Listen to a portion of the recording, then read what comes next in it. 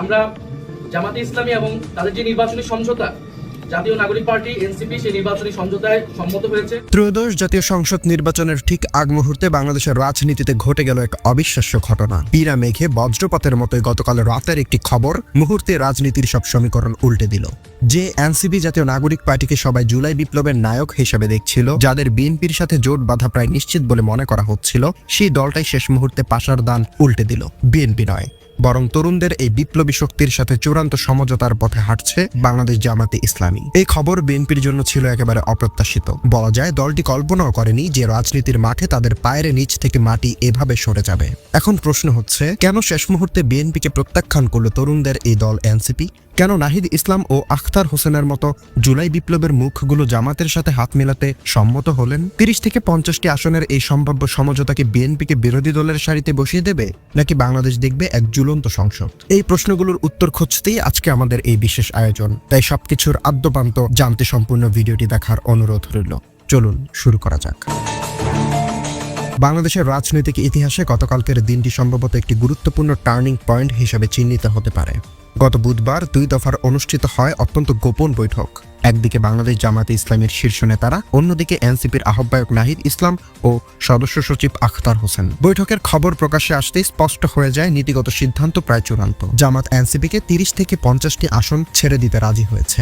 এটি কেবল একটি নির্বাচনী সমঝোতা নয়, বরং একটি তরুণ ও অভিজ্ঞতার এক বিরল রাজনৈতিক সংমিশ্রণ। জুলাই বিপ্লবের সম্মুখ সারির যোদ্ধা ছিল এনসিপি।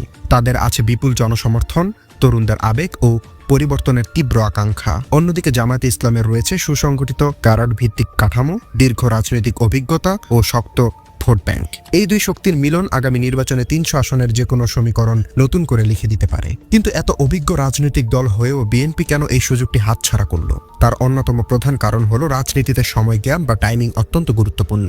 আর এখানেই বিএনপি বড় ধরনের ভুল করে বসেছে। শুরুর দিকে এনসিপির অনেক নেতাই বিএনপির সাথে আসন সমঝোতায় আগ্রহী ছিলেন, কারণ বিএনপির ভোট ব্যাংক এখনো দেশের অন্যতম বড়।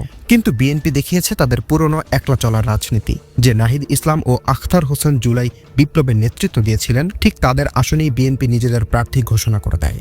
তরুণদের জন্য সামান্য জায়গা ছাড়তেও তারা রাজি হয়নি। সম্ভবত বিএনপি ধরেই নিয়েছিল স্বৈরাচার পতনের পর তারা একাই যথেষ্ট। কিন্তু তারা ভুলে গিয়েছিল 5ই আগস্টের বিপ্লব কোনো একক দলের অর্জন নয়, এটি ছিল তরুণদের রক্ত, ত্যাগ ও সাহসে গড়ে ওঠা এক গণ আন্দোলন। এই অবহেলাই এনসিপিকে বিকল্প পথ খুঁজতে বাধ্য করেছে। আর সেই সুযোগটি কৌশলে কাজে লাগিয়েছে বাংলাদেশের জামাত ইসলামী। জামাত প্রমাণ করেছে তারা শুধু আদর্শিক দল নয়, বরং রাজনৈতিকভাবে অনেক বেশি একক, মোটিভ ও কৌশলী। তারা তরুণদের গুরুত্ব বুঝেছে, তাদের কথা শুনেছে এবং তাদেরকে রাজনৈতিক অংশীদার হিসেবে গ্রহণ করেছে। কিন্তু প্রশ্ন উঠতে পারে, এই জোট বা সমঝোতা কেন সফল হওয়ার সম্ভাবনা প্রায় শতভাগ? এর পেছনে রয়েছে একেবারে নিখুঁত রাজনৈতিক বিশ্লেষণ। এটি আদতে কোনো আবেগী সিদ্ধান্ত নয়, বরং উভয় পক্ষের জন্য একটি উইন উইন সিচুয়েশন। তবে অনেকের প্রশ্ন থাকতে পারে, এই সমঝোতায় এনসিপির লাভটা কোথায়? চলুন এবার সেই অঙ্কটা করে দেখি। এনসিপির জনপ্রিয়তা নিঃসন্দেহে আকাশচুম্বী, বিশেষ করে তরুণ সমাজে তাদের গ্রহণযোগ্যতা প্রশ্নাতীত। কিন্তু বাস্তবতা হলো মাঠ পর্যায়ে নির্বাচন করে জয় ছিনিয়ে আনার মতো শক্ত সাংগঠনিক ভিত্তি তাদের এখনো পুরোপুরি গড়ে ওঠেনি। নির্বাচনে জিততে হলে শুধু জনসমর্থনই যথেষ্ট নয়, দরকার কেন্দ্র পাহারা দেওয়া, ভোটের দিন মাঠ নিয়ন্ত্রণে রাখা ও শেষ মুহূর্ত পর্যন্ত সংগঠিত উপস্থিতি নিশ্চিত করা। আর এখানেই জামায়াত ইসলামী শক্তিশালী। তাদের রয়েছে সুসংগঠিত কর্মী বাহিনী, দীর্ঘদিনের নির্বাচনী অভিজ্ঞতা এবং একটি স্থিতিশীল ভোট ব্যাংক, যা এনসিপির প্রার্থীদের বিজয় নিশ্চিত করতে বিশাল ভূমিকা রাখতে পারে। কিন্তু এর চেয়েও গুরুত্বপূর্ণ আরেকটি বিষয় রয়েছে নিরাপত্তা। শহীদ ওসমান হাদি হত্যাকাণ্ডের পর তরুণ রাজনীতিকদের মধ্যে এক ধরনের গভীর নিরাপত্তাহীনতা তৈরি হয়েছে। তারা বুঝতে পেরেছে আধিপত্যবাদী শক্তি এখনো ওত পেতে আছে, রাজনীতির মাঠ মোটেও নিরাপদ নয়। এই বাস্তবতায় জামাতের সাথে থাকলে এনসিপি পাবে একটি শক্তিশালী সুরক্ষা বলয়। বিদ্রোহী বা স্বতন্ত্র প্রার্থীর চ্যালেঞ্জ হোক কিংবা প্রতিপক্ষের সরাসরি হামলা, সবকিছু মোকাবেলায় জামাতের ক্যাডার ভিত্তিক সংগঠন তরুণদের পাশে ঢাল হয়ে দাঁড়াতে পারে। কারণ বিপ্লব টিকিয়ে রাখতে হলে আগে তো বিপ্লবীদের বেঁচে থাকতে হবে, আর সেই বেঁচে থাকার বাস্তব গ্যারান্টি দিচ্ছে এই জোট। এখন স্বাভাবিকভাবেই প্রশ্ন উঠতে পারে, জামাতে ইসলামের লাভটাই বা কি? তারা কেন নিজেদের 30 থেকে 40টি আসন তরুণদের ছেড়ে দিতে রাজি হলো? এই উত্তর হলো কি আছে জামাতের সুদূর প্রসারের রাজনৈতিক পরিকল্পনায়। প্রথমত, ইমেজ রিব্র্যান্ডিং। জামাতের বিরুদ্ধে দীর্ঘদিন ধরে নানা অপপ্রচার ও নেতিবাচক প্রচারণা চালানো হয়েছে। কিন্তু এনসিপির মতো আধুনিক ও শিক্ষিত বিপ্লবী তরুণদের সাথে এক কাতারে দাঁড়ালে জামাতের ইমেজ স্বাভাবিকভাবেই আরো আধুনিক ও ইনক্লুসিভ হবে। এটি ছাত্র শিবির অনেক আগেই করার চেষ্টা করেছিল। এখন মূল দল সেই কৌশলকেই বাস্তবে রূপ দিচ্ছে। দ্বিতীয়ত, ভবিষ্যৎ রাজনীতি। জামাত বুঝতে পেরেছে বাংলাদেশের আগামী রাজনীতি তরুণদের হাতেই যাবে। পুরনো রাজনীতির দিন ফুরিয়ে আসছে, তাই এখন থেকে তরুণদের সাথে রাজনৈতিক বিনিয়োগ করার মানেই ভবিষ্যতের রাজনীতিতে নিজের অবস্থান নিশ্চিত করা। এ কারণেই আসন ছাড় দেওয়াটা জামাতের কাছে কোনো ক্ষতি নয়, বরং এটি একটি দীর্ঘমেয়াদী কৌশলগত বিনিয়োগ। সনাতন ধারার রাজনীতি দিয়ে আর বেশি দিন টিকে থাকা যাবে না, এই সত্যটাই জামাতের কৌশলগত সিদ্ধান্তের মূল ভিত্তি। তাই তারা ভবিষ্যতের ঘোড়ার উপর বাজি ধরে রাজি হয়েছে। বৈঠক সূত্র বলছে, শুরুতে জামাতে ইসলামী এনসিপিকে 30টি আসন দিতে চেয়েছিল, অন্যদিকে এনসিপির দাবি ছিল 50টি আসন। শেষ পর্যন্ত বাস্তবসম্মত সমঝোতায় এসে সংখ্যাটা দাঁড়াতে পারে 40 থেকে 45টি আসনের মধ্যে। এবার আসি এই জোটের সবচেয়ে ইন্টারেস্টিং ও চমকপ্রদ অংশে।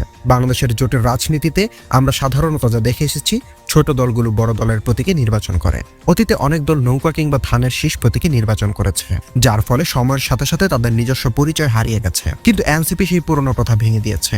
এনসিপির মুখ্য সমন্বয়ক নাসিরউদ্দিন পাটোয়ারি স্পষ্ট করে জানিয়েছেন, তারা কারো ধানের শীষ বা দাড়িপাল্লা নিয়ে নির্বাচন করবে না। এনসিপির প্রার্থীরা লড়বেন শাপলাকলি প্রতীকে।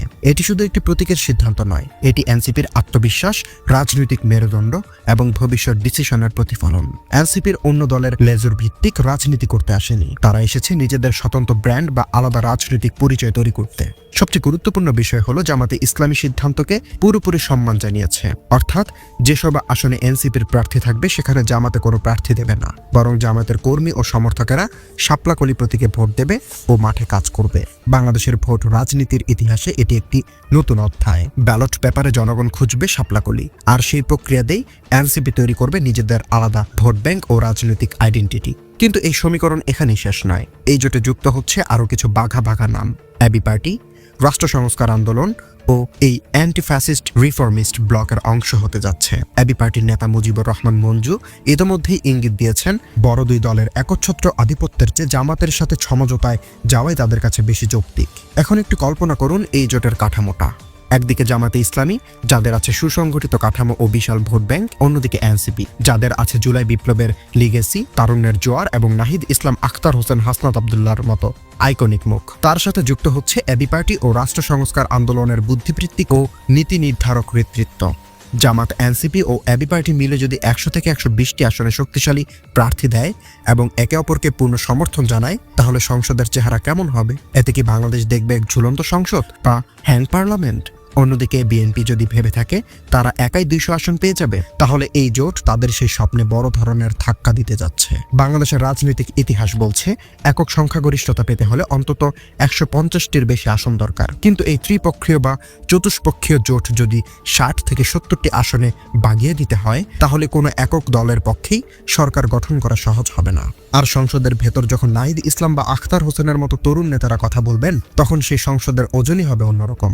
কারণ এই জোটের লক্ষ্য শুধু এমপি হওয়া নয়, তাদের মূল লক্ষ্য সংসদের ভেতর ও বাহিরে তরুণদের প্রতিনিধিত্ব নিশ্চিত করা এবং বাংলাদেশের রাজনীতিকে একটি নতুন দিক নির্দেশনায় নিয়ে যাওয়া, যাতে ভবিষ্যতে আর কেউ স্বৈরাচার হয়ে উঠতে না পারে। এটাই এনসিপির অন্যতম বড় লং টার্ম ভিশন। এই লক্ষ্যই তারা এখন একটি রাজনৈতিক বন্দোবস্ত চায়, যেখানে ক্ষমতা ভারসাম্যহীন না হয় এবং সংসদ কার্যকর ভূমিকা রাখতে পারে। প্রিয় দর্শক, আপনাদের কি মনে হয় এনসিপি জামাত জোট কি আগামী নির্বাচনে বিএনপির উপর চমকপ্রদ ছাপ ফেলতে পারবে? আর মাত্র 50টি আসন কি তরুণদের জন্য যথেষ্ট হবে, নাকি এটি কেবল শুরু? তরুণ নেতৃত্ব জামাতের সঙ্গে মিলিত হয়ে কি একটি সাহসী পদক্ষেপ নিয়েছে, নাকি তারা বড় চ্যালেঞ্জের মুখোমুখি হয়েছে? আপনার মূল্যবান মতামত কমেন্টে জানাতে ভুলবেন না। রাজনীতির এক্সক্লুসিভ বিশ্লেষণ ও ভেতরের খবর পেতে চ্যানেলটি সাবস্ক্রাইব করুন। আজকের মতো এখানেই বিদায় নিচ্ছি। ততক্ষণ পর্যন্ত ভালো থাকুন, সুস্থ থাকুন। আল্লাহ হাফেজ।